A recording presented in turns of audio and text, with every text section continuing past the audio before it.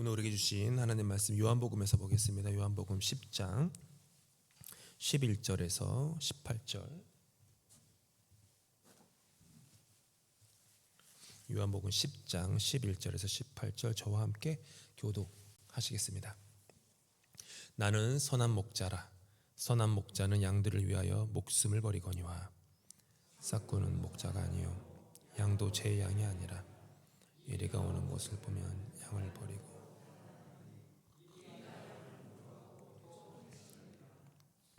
달아나는 것은 그가 싹구니 까닭에 양을 돌보지 아니함이나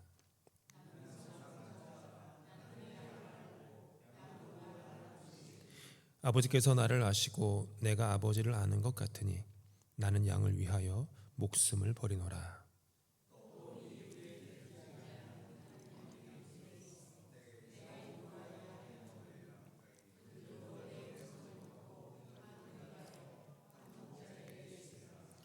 내가 내 목숨을 버리는 것은 그것을 내가 다시 얻기 위함이니 이로 말미암아 아버지께서 나를 사랑하시느니라.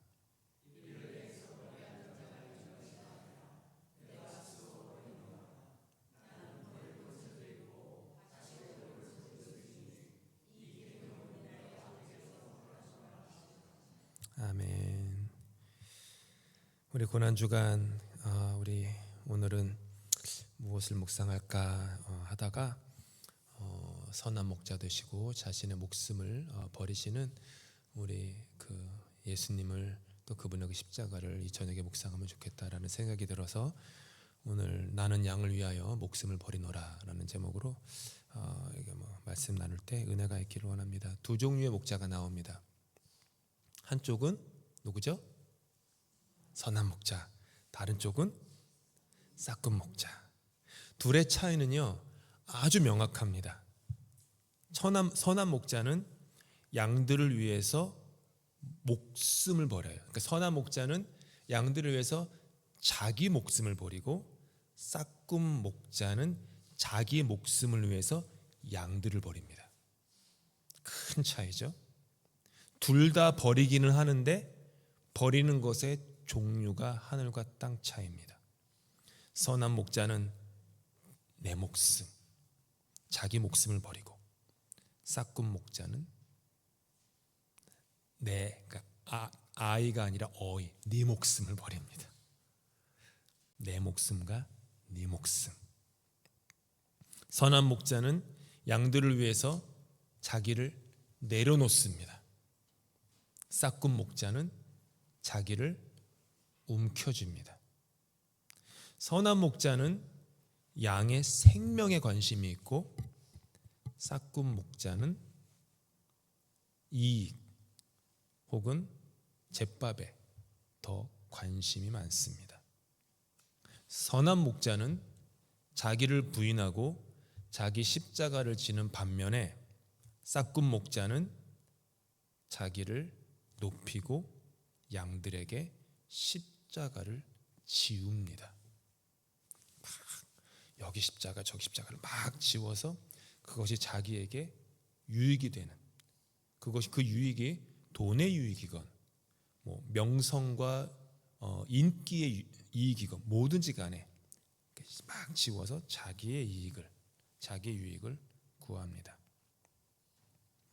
요한복음은 조금씩 다르긴 하지만은 신약 성경에서 그 기록 연대가 상당히 좀 늦게 쓰여진 성경입니다.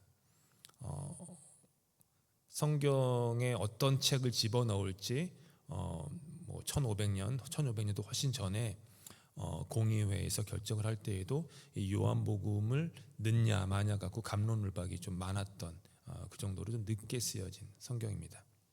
학자들 사이에서 조금씩 다르긴 하지만은 아마 서기 90년에서 95년 요 정도. 예수님께서 죽으시고 부활하시고 승천하신 후에 60년이 지난 후에 기록된 60년은 짧지 않은 시간입니다. 60년. 강산이 6번 변했잖아요. 그때 쓰여진 건데 그러니까 그때 서기 90년에서 95년에 있었던 그때도 여전히 초대교회라고 불리는 그 교회 사람들이 성도들이 이 성경을 요한복음을 읽을 때 이 부분을 읽으면서 그냥 자연스럽게 떠오르는 역사적 사건이 하나가 있었어요. 그건 불과 몇십 년 전, 즉 서기 66년부터 73년 동안에 유대 땅에서는요 제1차 유대 전쟁이 있었습니다. 그러니까 로마 제국으로부터 극심한, 제가 90년, 95년이라고 화면에 썼는데요. 90년, 95년은 요한복음이 쓰여진 연도고요. 유대 전쟁은 66년에서 73년입니다. 헷갈리시면 안 돼요. 극심한 압제와 과중한 세금, 그리고 현대어로 하면 인권유린이에요. 인권유린. 거기에 저항해서 수많은 유대인들이 예루살렘에 모여서 로마 제국에 저항했던 그 제1차 유대 전쟁. 그러자 로마 군대는 로마 제국은 웬만해서는 좀 관용 정책과 다양한 문화 포용 정책을 하는데 이 반란에 대해서는 아주 싹을 발본색원할 정도로 잔혹했거든요. 그래서 로마 제국이 많은 군사들을 보내서 예루살렘을 이렇게 포위를 합니다. 예루살렘 그 성을 포위를 해요. 이때 어떤 사건이 있었냐면은 유대 사회에서 지도자들이라고 불리는 바리새인과 사두개인과 열심당원과 제사장 등 대부분의 종교 지도자들이 어떤 구멍이 있는지 모르지만 한국말로 개구멍이죠. 개구멍을 통해서 다 도망을 갑니다. 지도자들이 다 도망을 가요. 남은 건 힘없고 연약한 민초들만 남은 겁니다. 당연히 말할 수 없는 고초를 당했습니다. 다 무너지고 다 망해요. 성도 다 무너집니다. 이로 인해서 그들이 고향을 떠나 세계 곳곳으로 또 한 번 디아스포라가 되어서 흩어집니다. 오늘의 본문을 누군가 이제 그 당시에는 글을 읽을 줄 아는 식자층들이 많지 않았으니까 예배를 드리면은 대부분 리더 읽는 사람이 한 명 있겠죠. 그래서 딱 두루마리 성경을 딱 펼쳐놓고 그 성경을 쭉 오른쪽에서부터 왼쪽으로 쭉 읽어 나가겠죠. 그러면 그게 예배였을 거예요. 그러면은 그 읽는 사람이 이 부분을 읽을 때 여기 있는 모든 회중들은 다 그걸 떠올렸을 거예요. 20-30년 전에 그토록 극심하게 고난 가운데 있을 때 자기들을 버리고 떠났던 지도자들, 리더들. 요한복음 자체가 사실은 유대 땅에 있는 그리스도인들이 아니라 흩어져 있는 그리스도인들에게 쓴 성경이었거든요. 그 기억이 생생한 거예요. 싹군 목자들은 양들을 버리고 도망했습니다. 그리고 늑대는 로마 제국이라고 볼 수 있죠.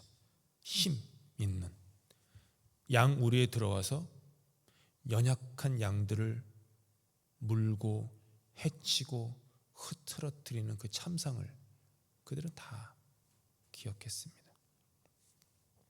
한 번쯤은 보셨을 그 동물의 왕국 있습니다. 동물의 왕국을 보시면요, 이 동물의 왕국에는 이 반복되는 패턴이 있어요. 뭐냐 하면 동물들이 무리를 지어 있습니다. 연약한 동물들일수록 무리의 수가 많아요. 그리고 먹이와 물을 찾아서 이동을 하죠.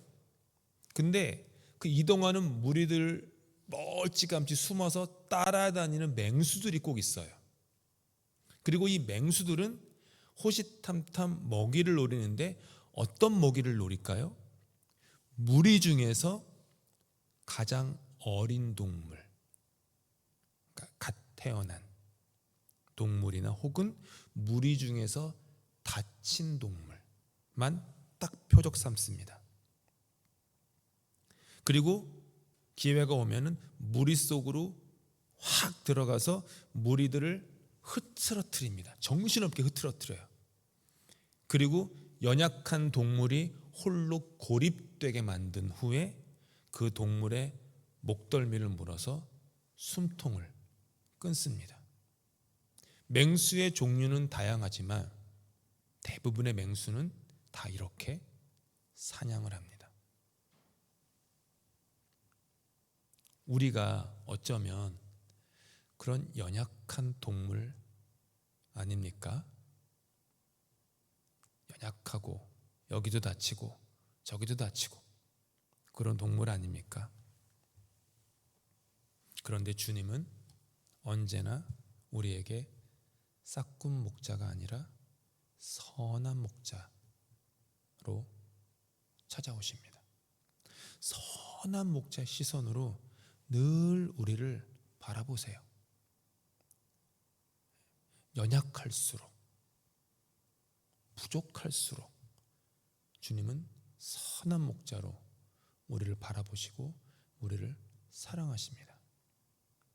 한번 오늘 읽었던 본문의 내용 12절에서 15절을 제가 이제 화면에다가 내 이름 해가지고 괄호를 쳐놨거든요.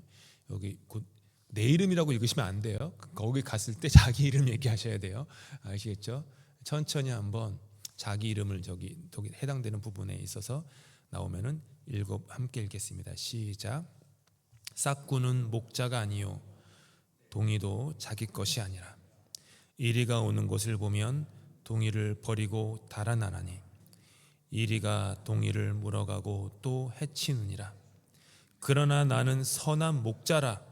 나는 내 동이를 알고 동이도 나를 아는 것이 아버지께서 나를 아시고 내가 아버지를 아는 것 같으니 나는 동이를 위하여 목숨을 버리노라. 아멘. 아멘. 아멘. 선한 목자는 양을 위해서 자기의 목숨을 내려놓습니다. 선한 목자는 양을 위해서 목숨을 내려놔요. 예수님을 다윗의 자손이라고 부르죠. 그러면 다윗은 어땠을까요? 예수님의 선조인 다윗도 똑같이 선한 목자였습니다. 10대에 불과한 소년이었을 때도요, 다윗은 선한 목동이었습니다. 골리앗 앞에서 두려움에 떠는 사울 왕에게 찾아가서 자기가 자기 고향 들판에서 계곡에서 아버지가 자기에게 맡긴 양떼를 칠 때의 경험을 이렇게 사울 왕에게 말합니다.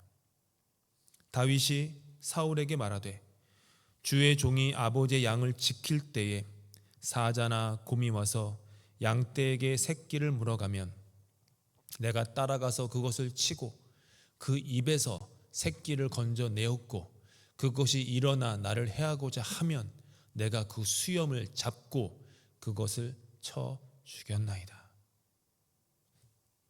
이 양이, 핵심은 이 양떼가 다윗 소유가 아니었다라는 거예요. 이게 핵심이에요. 아버지의 양떼예요. 그리고 형제들 중에서 제일 약하다 혹은 좀 허드렛 일을 해야 되는 막내로서 험한 일은 다윗이 다 했어요. 양떼를 지킨다고 자기에게 콩고물 하나 떨어지지 않습니다. 아버지 거니까요. 그 위로 형들이 얼마나 많은데요. 유산 하나하나 정리해도요, 자기한테 올 건 없어요. 근데 다윗은 아버지가 나에게 맡긴 양이고 그 양들에게서 내가 얻을 유익이 없음에도 불구하고 그 양떼를 저렇게 지켰어요. 사자나 곰이 와서 양떼에서 새끼를 물어가면 그걸 따라가요. 입에서 새끼를 건져냈다라는 것은 그 입을 손으로 붙잡고 뭐 했다라는 거잖아요. 일어나서 해하고자 하면 수염을 잡고 쳐 죽였다고.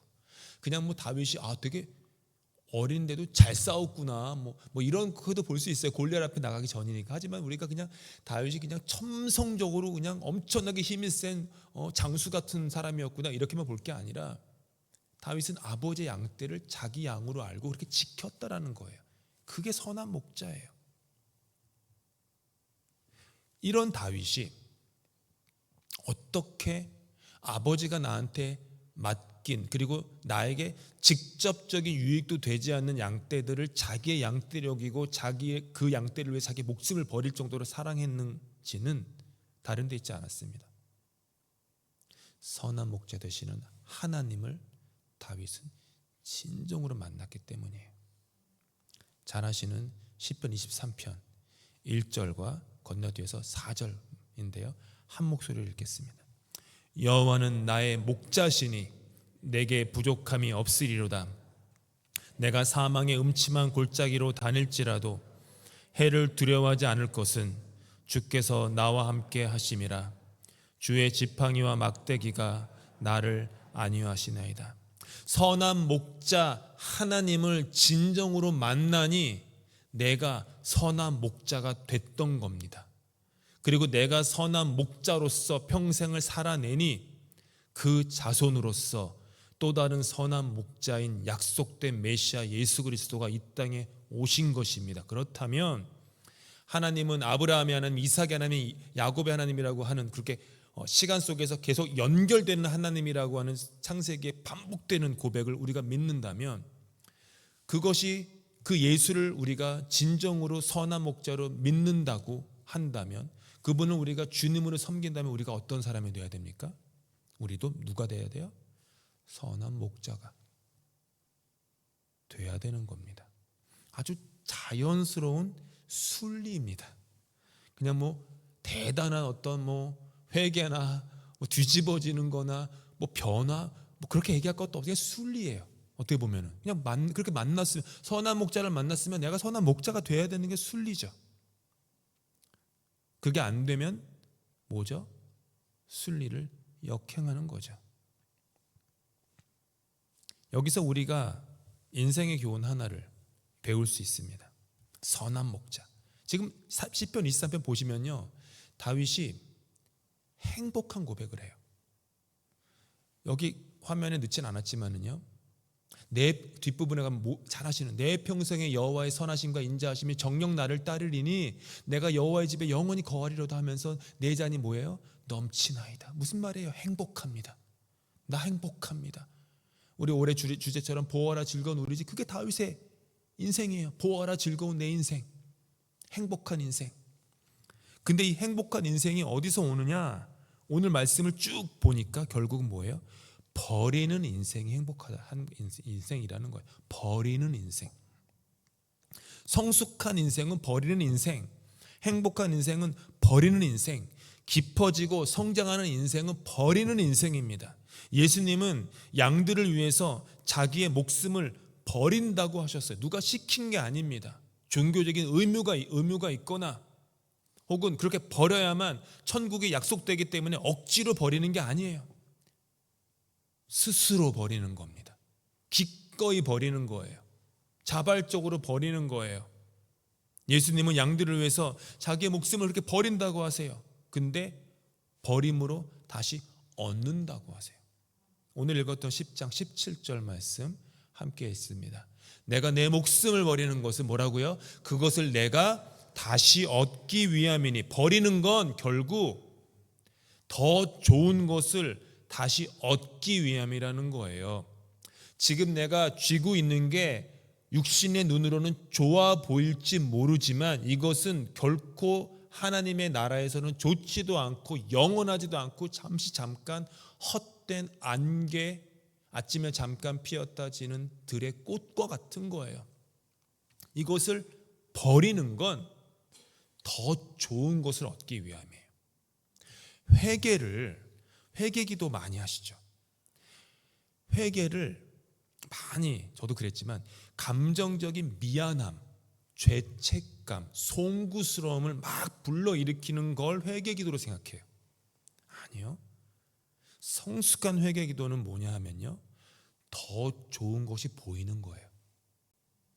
더 좋은 게 보이니까 내가 지금 붙잡고 있는 욕망과 탐욕이 쓰레기가 되는 거예요. 갑자기 버리는 거예요. 그게 회개예요. 돌아서는 것. 뭘 돌아섭니까? 어딜 돌아서요? 더 좋은 게 보이니까 더 좋은 곳으로 돌아서는 거예요. 회개, 돌아서다. 그러니까 회개를 할 때 그냥 내가 주님 앞에 송구한 마음을 일으켜야지라고 그렇게 막 마음의 엔진을 경운기처럼, 옛날 경운기처럼 막 이렇게 돌리지 않으셔도 돼요. 그런 마음이 있으면 뭐 속은 좀 후련하실지 모르겠어요. 그래도 오늘 한번 예수님께 내 마음을 좀 풀었네. 눈물 콧물 짜면서 후련한 마음을 들지 모르겠어요. 아니요. 청년들이나 중고등학생들이 어떤 집회를 가가지고 주님 주님 하면서 눈물 콧물 짜면서 기도해요. 그러면 그 짜릿한 감정으로 돌아와서 그때 너무 좋았다고. 좋아요. 저도 다 경험해 보고요. 정말 많이, 너무 많이 그런 시간들을 경험했고 그런 집회도 수없이 인도해 봤습니다. 그런데 그 감정, 그 느낌, 그 흥분, 그것이 인생을 변화시키지는 않습니다. 존재를 변화시키지 않아요. 왜냐하면 진정한 회개가 아니기, 감정의 회개일 뿐, 진정한 회개는 더 좋은 게 보이는 거예요. 천국이 정말 더 좋게 보이면 이 땅의 삶에 얽매이지 않게 돼요. 왜 이 땅에 얽매입니까? 아직 천국이 좋아 보이지 않으니까 그래요. 죽으면은 갈 보험, 인슈런스 정도로 생각하면 이 땅이 더 좋죠. 사람으로부터 받는 인정이 더 좋아 보이면 그럼 인정만 찾는 거예요. 근데 그게 아니라 성경이 예수님 말씀하신 것처럼 이 땅에서 받을 인정 다 받으면 하나님 나라에 가서 받을 인정 없다는 말처럼 하나님의 인정이 더 좋으면 사람의 인정, 사도 바울처럼 배설물이 되는 거예요. 그게 회개예요. 다시 더 좋은 것을 얻기 위함. 인생은요, 버리지 않고는 더 좋은 곳으로 나아갈 수 없습니다. 10대의 시절과 습관을 버리지 않고는 20대를 제대로 살 수 없습니다. 60대의 습관과 사고방식을 버리지 않고는 70대를 온전히 살 수가 없어요.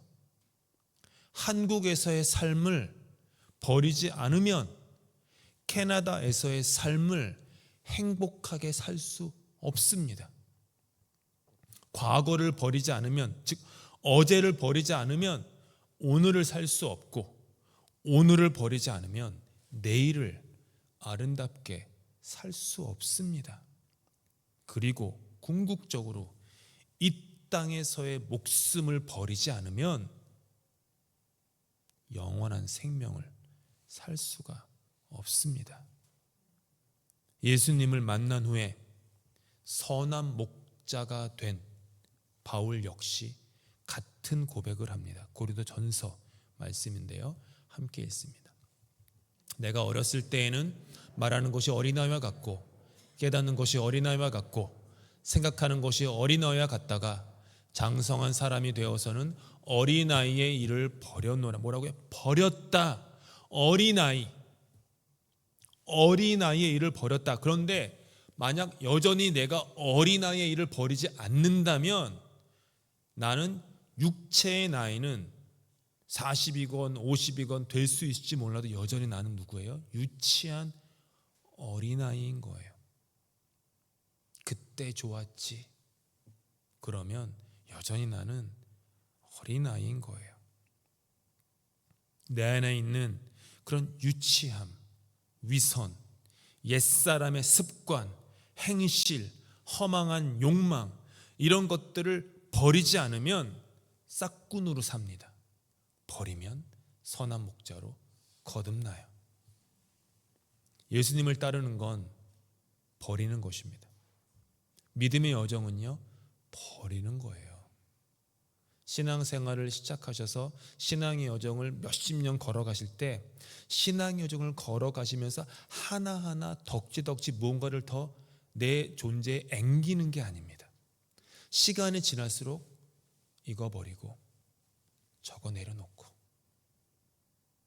이거 포기하고 이 집착 저 집착 하나씩, 둘씩, 셋, 넷 이렇게 버리는 것. 왜요? 더 좋은 것을 얻고자 위함이죠. 마지막으로 잊지 말아야 할 것 하나가 있습니다. 오늘 읽은 본문 뒷부분에 예수님께서 자세히 설명하시는데요. 선한 목자이신 주님은 버리시는 분이지 빼앗기는 분이 아니에요. 이거 굉장히 중요해요. 내가 무언가를 버린다고 할 때 어쩔 수 없이 빼앗긴다라고 생각하는 분들이 많아요. 끝까지 붙잡고 있다가 기력이 다해서 혹은 뭐 주변에서 하도 뭐 말을 많이 하니까 어쩔 수 없이 빼앗기듯이 그냥 아깝게 놓는 것처럼 생각할 때가 있어요. 근데 오늘 주님은 그렇게 얘기 안 하세요. 오늘 본문 17절 18절 함께 읽어볼까요? 내가 내 목숨을 버리는 것은 그것을 내가 다시 얻기 위함이니 이로 말미암아 아버지께서 나를 사랑하시느니라. 이를 내게서 빼앗는 자가 있는 것이 아니라 내가 스스로 버리노라. 나는 버릴 권세도 있고 다시 얻을 권세도 있으니 이 계명은 내 아버지에게서 받았노라 하시니라. 놀랍지 않습니까? 우리 주님께서는 버릴 권세가 있으세요. 다시 얻을 권세도 있으세요. 그리고 양들을 위해서 스스로 자기의 목숨을 버리셨다고 말씀하십니다. 우리 역시 마찬가지여야 합니다. 누군가가 나에게 요구하거나 강요해서 버리는 게 아닙니다. 내가 교회의 목사니까, 장로니까, 권사니까, 집사니까 이런 직분이 있어가지고 어쩔 수 없이 빼앗기듯이 버리는 게 아닙니다.